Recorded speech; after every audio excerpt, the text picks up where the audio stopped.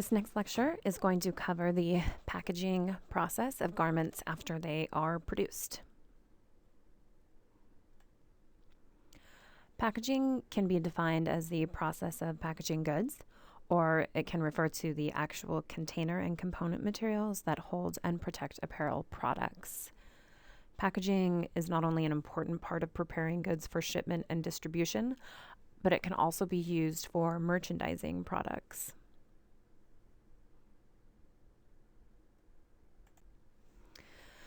Packaging is available in many forms, materials, sizes, and quantities.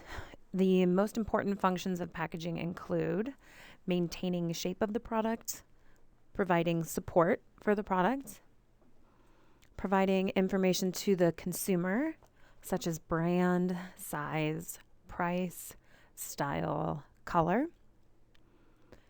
attracting consumers to the product by using bright colors, interesting designs. Packaging is used for protection against damage from dirt, dust, light, and mold, protection against damage from creasing, crushing, moisture, tearing, pressure, and wrinkling. And most of these are functions that are used for transportation purposes, and obviously information to the consumer is during the merchandising process.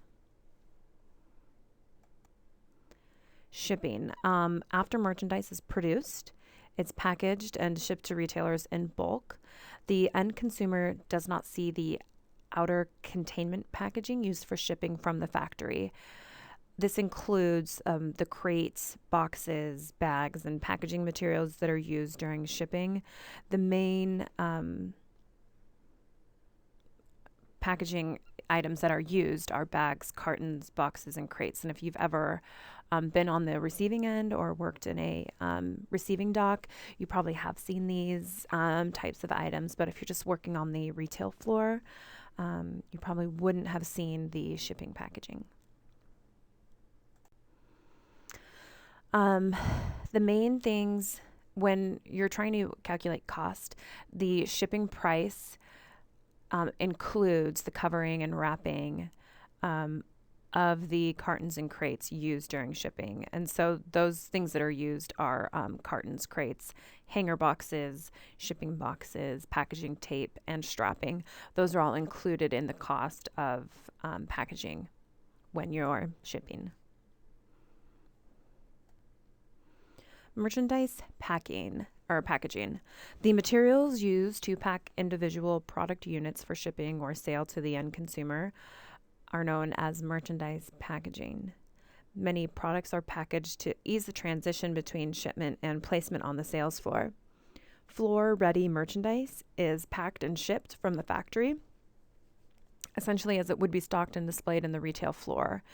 And one of the best examples of this is like a men's dress shirt. You know how it comes folded and you have to take out all the pins and take out the neck support. That is an example of a floor-ready merchandise. It is packaged and shipped from the factory, just how it goes on the shelf. So floor-ready means that it will have hang tags, the barcode, it'll have the price stickers or the tickets, security tags if needed, and it will either be hung and come in a hanger box, or it will be already folded, like the men's dress shirts. Flat or rolled merchandise. Some products are best merchandised in a folded or rolled format. Folded items may require fasteners to secure the product to another packaging component to maintain shape and aesthetic appeal. Those types of products will usually have pins and clips to either attach a hang tag to a garment, secure the arms, or secure a hung garment during shipping, or secure folded garments within the package. A good example of this is if you've ever bought like a blanket that comes rolled up, it will usually have some type of ribbon or some type of thin cardboard rolled around it and taped to help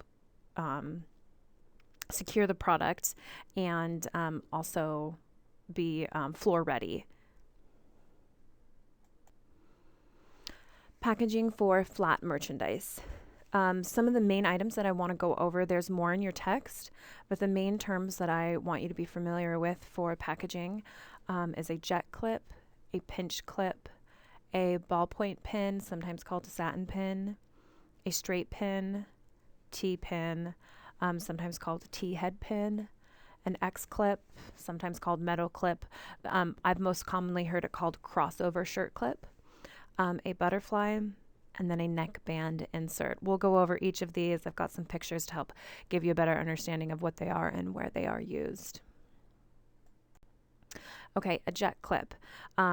It's clear or white, typically in plastic. It actually comes in a variety of colors and sizes, and it can have teeth with or without teeth. So this top example here is a jet clip with teeth to help grip, and this example down here doesn't have teeth, but it's got more of a contour to help apply pressure from both sides.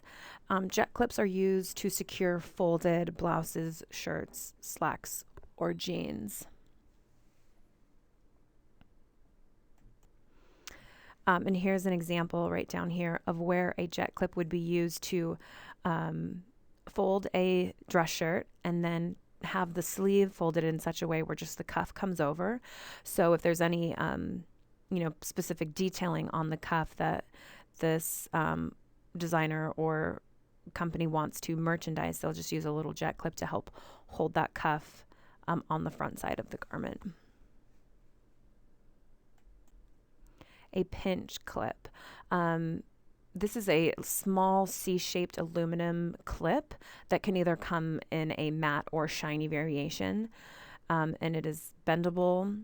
It's used to secure woven or knitted garments that are folded, or socks that are folded or hung. Now, I've mostly seen this used on socks, and I have yet to find another place that pinch clips have been used. So if you are out and about and you see these tiny pinch clips, see, this is it right here. It's just a C-shaped clip that helps hold the socks together. Sometimes it is even on this end of the sock, and if this packaging hang part will be up over here, and it helps hold the toes of the socks together. But if you find it anywhere else, I want you to take a picture and send it to me.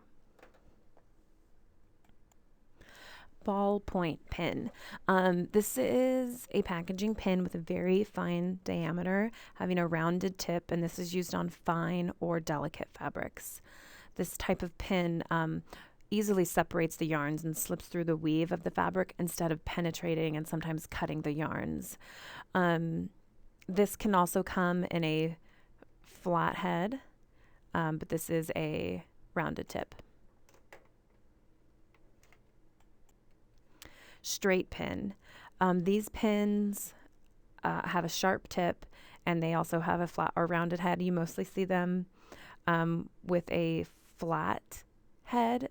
It's easier for women who have fingernails to kind of scoop underneath it and pull it out, especially when they're unpackaging men's dress shirts. So here is an example of a men's dress shirt. It's got its neckband, it's got its cardboard tee, and here are all the pins, or not all of them, but some of the pins that would come in the packaging that help hold the shirt in place. T-pins. These are a rigid, really stiff metal wire that can range from 1 to 2 inches in length. The size and shape of the head allows for high visibility and easy removal from folded shirts. A lot of retailers will reuse these pins as ways to shape clothing on mannequins. So sometimes if you see a dress on a mannequin and you go around the back side, you'll see these T-pins used to help hold the garment to give it better shape on the mannequin. But traditionally, they are used to help package shirts. An X-clip or a metal clip, also called the crossover. This is a rigid metal wire that has rounded, smooth ends. So down here, this end is going to be smooth and this end will be short. They are different lengths. So this one is a little bit shorter and this one is longer. This end is open and this end is closed. And it forms an X to help hold. Typically it's used across the shoulders. So here's the front of the shirt down here, and this is the shoulders, and these are the sleeves that would come across this way, and the clip up here is used to hold the shoulders in place. The butterfly is a small paper form that can actually come in plastic or paper, and it comes in a variety of shapes and sizes to support the front collar portion of a folded dress shirt. So over here you can see there's a couple different examples of the shapes that they come in. This one is a little bit rounded and a little bit more smooth. This one comes to more of a point, more of a V. And if you look really closely at this picture, you'll see here's the shape curves here, and this is a clear plastic one, and it typically goes just about halfway. Sometimes it goes all the way around, but the butterfly doesn't typically go all the way around.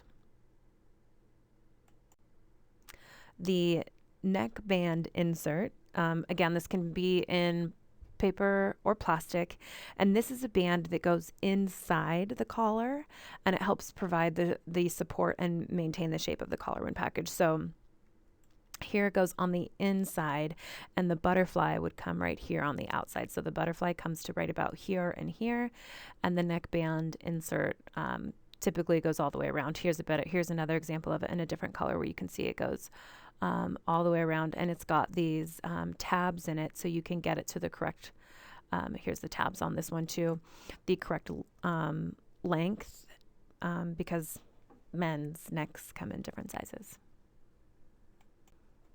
A shirt board is a paperboard stiffener that forms and supports folded shirts, and they're typically pinned or clipped onto this board.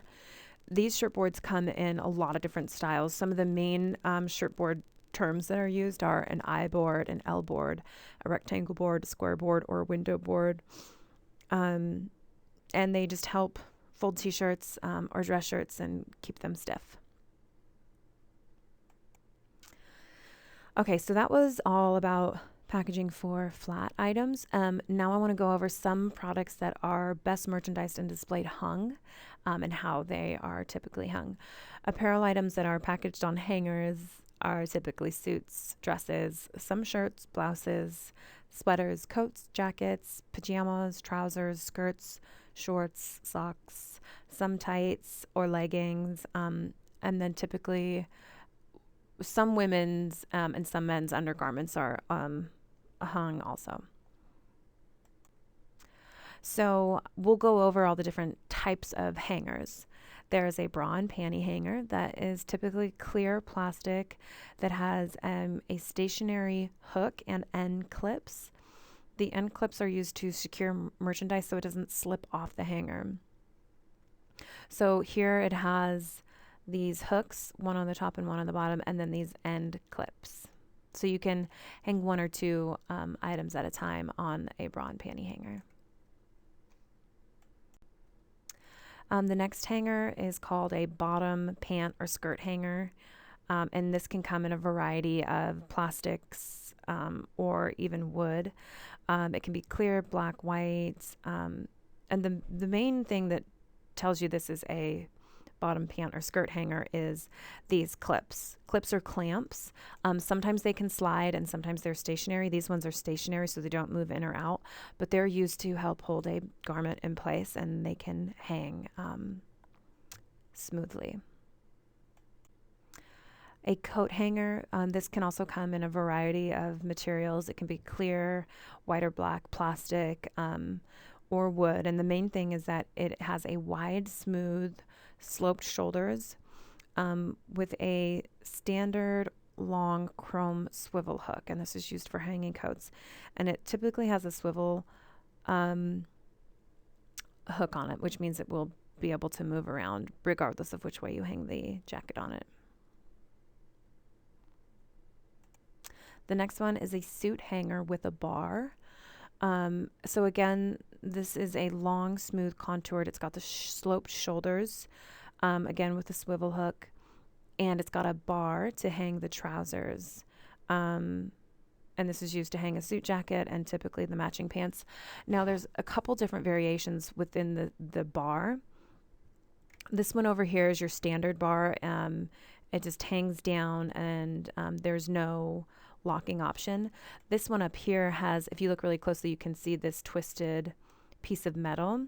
And what you can do is you'll lift up this wood part, slide the pants in, and then you'll lock the wood back down so the pants don't fall on or off. And this is a great option for retailers that have a lot of pants, because if you're constantly moving your merchandise or redoing a visual display, that can cause you a lot of trouble.